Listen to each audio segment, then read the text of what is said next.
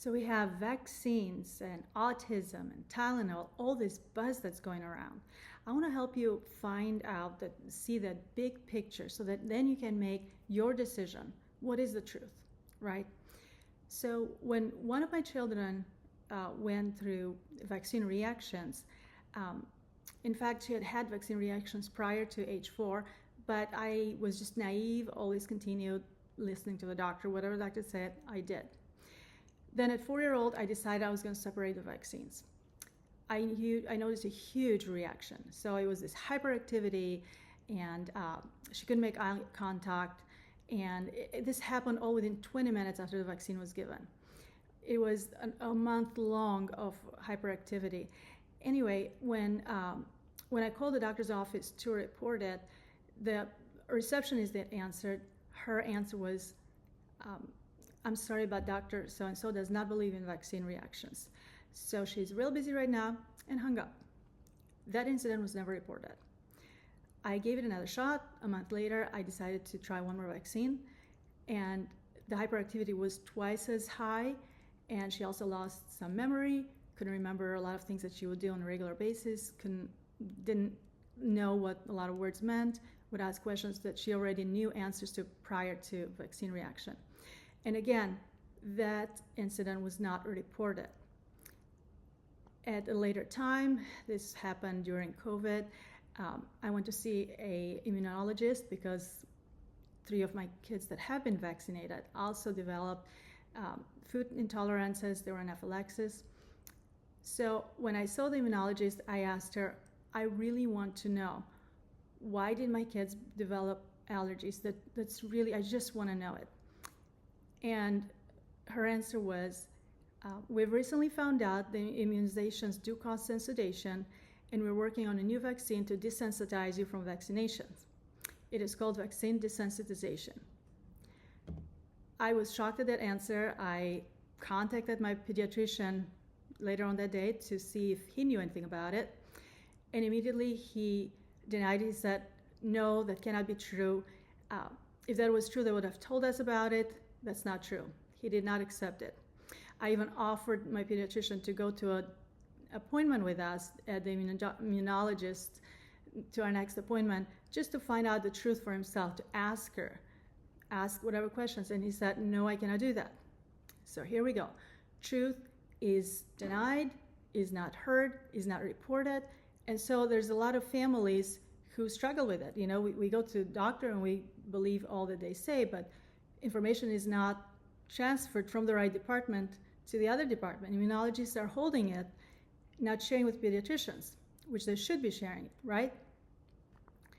So we have that aspect. Yes, autism can come from vaccines. Absolutely. I've seen reactions that were just very, very difficult for me as a mom to see. Next, we have medications. A lot of moms are under medications. I personally went through Hashimoto's, and I was able to solve it within 2 years. And I was told that if I have another baby, then the baby would be 100% developmentally and physically abnormal, and 98% of chance would die inside of me. What I came to realize during that time is that it's not the state of Hashimoto's, but it was the medication that causes that. I was able to free myself from the medication within 2 years, and it's not a lifelong disease. I cleared it out, and I had 5 more healthy babies and no developmental or physical abnormalities at all. Very healthy, very smart children. Another aspect is that during one of my pregnancies, there was an oral infection, and I came to realize as I was reading the paperwork that is assigned to the endodontist is that there's an 80% risk of fetal, developmental, and physical abnormality. So that was not something that I could accept for my baby. She was 7 months pregnant at the time. So I solved it. How do I reverse this rather than take the root canal procedure? And I did it within 3 days. I cleared it out, and I spared my baby from the risk, right? But there are many parents out there who don't know these risks. There are many moms who are taking thyroid medications. There are many moms who will go under dental procedures during their pregnancy. And so that there's another part of the picture, big picture, right? There are also inflammatory triggers during pregnancy, whether over-the-counter medications or medications that are prescribed medications. They will have an impact on our bodies. And yes, whether it's Tylenol or anything else, over time they create not only inflammation in our bodies, but also they damage the inner lining of your stomach. And that is how I got to develop tummy ulcers, which again, I reversed it by simply getting rid of all the medications and over-the-counter meds. And over time, just healing my body within a 9-month period, I was able to just repair and rebuild my inner lining of my tummy. And there's many people out there who have not tummy ulcers, but also can develop ulceral colitis with that, right? So if those over-the-counter medications or prescribed medications can impact us, of course they're going to impact the baby, the embryo.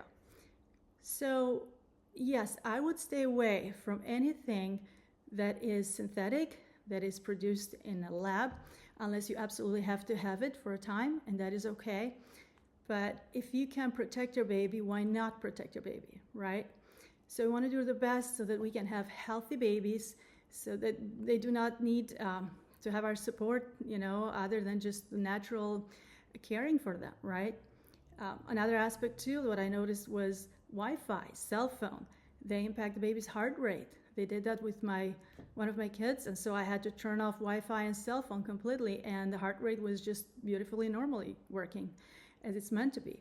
So there are a lot of contributors to whether it's autism or other physical and developmental abnormalities in children. And yes, the best thing to do is to take a step back and say, okay, what can I let go that I don't have to have, so that my baby can be as healthy and as beautiful as can be, right? Well, I hope I gave you some understanding. Again, this is Eva Weeks with the Fountain of Healing. Please share and like this video so that others too may find understanding. Thank you for watching.